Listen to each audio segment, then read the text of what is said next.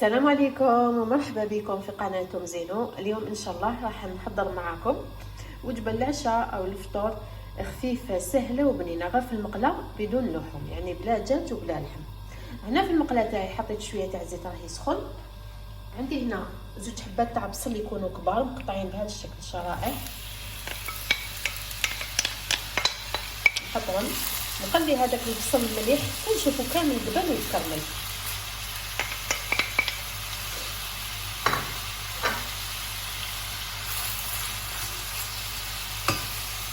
هنا كما كنتوا تشوفوا البصل هذا كامل طاح ودبال، هاولي تكرمل شويه. هنايا نجيب زوج حبات تاع طوماطيش يكونوا مقطعين مكعبات صغار، نحيو لها القشره ونقطعوهم مكعبات صغار.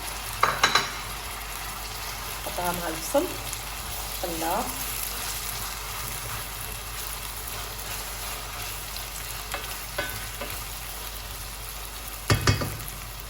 ندير لها الملح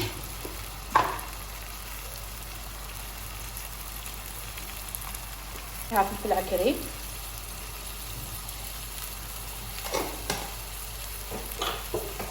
وشويه تاع فلفل اسود، هذا ما كان. نخلي هذيك الطوماطيش تقلى مليح مع هذاك البصل.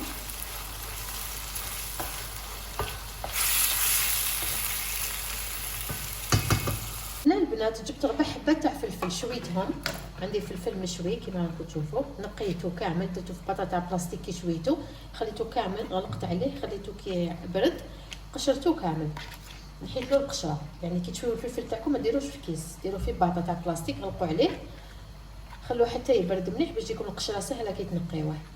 دوك هنا انا خديت 4 حبات، انا استعملت الفلفل الخضر، كيما تقدري تستعملي الفلفل الاحمر كيما حبيتي.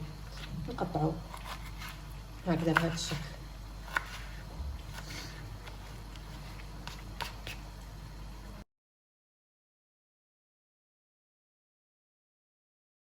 شوفوا هنايا بعد ما خليت الطوماطيش تبقى كامل هذاك الماء تاعها وقلت مليح مع هذاك البصل، تقدري تزيدي لها شويه تاع الماء. هنايا نحط عليها هذاك الفلفل المشوي اللي قطعته كامل،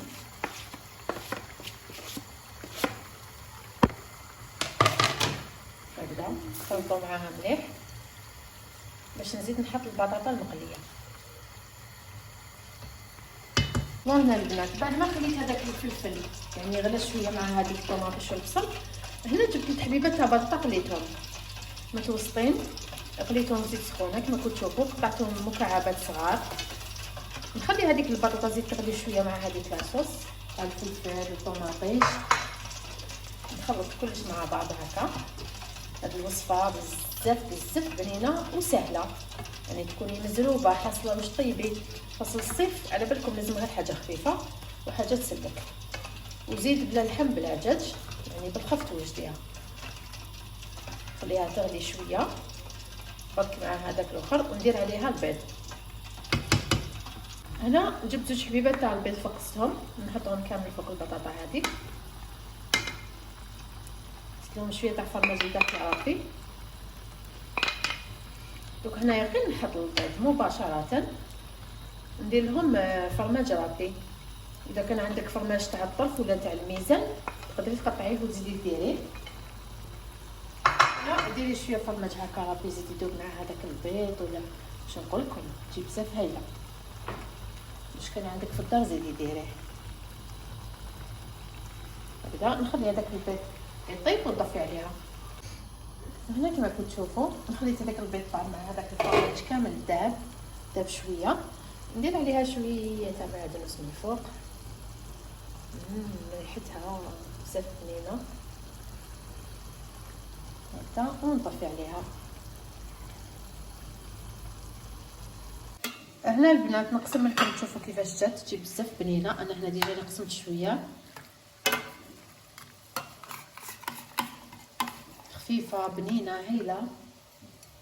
شوف تجي بزاف هايله، ما تجيش ناشفه بزاف. الاهم انها بنينه. جربوها ما تندموش. وصفه خفيفه للعشاء كما قلت لكم، ولا الفطور بدون لحوم تحضريها تندم. لكن عجبتكم وصفه اليوم تنساوش تخلوا عليها جيم واشتركوا في القناه، تفعلوا الجرس باش يلحقكم كامل الفيديوهات اللي نحط فيهم زيد في القناه. وسلام.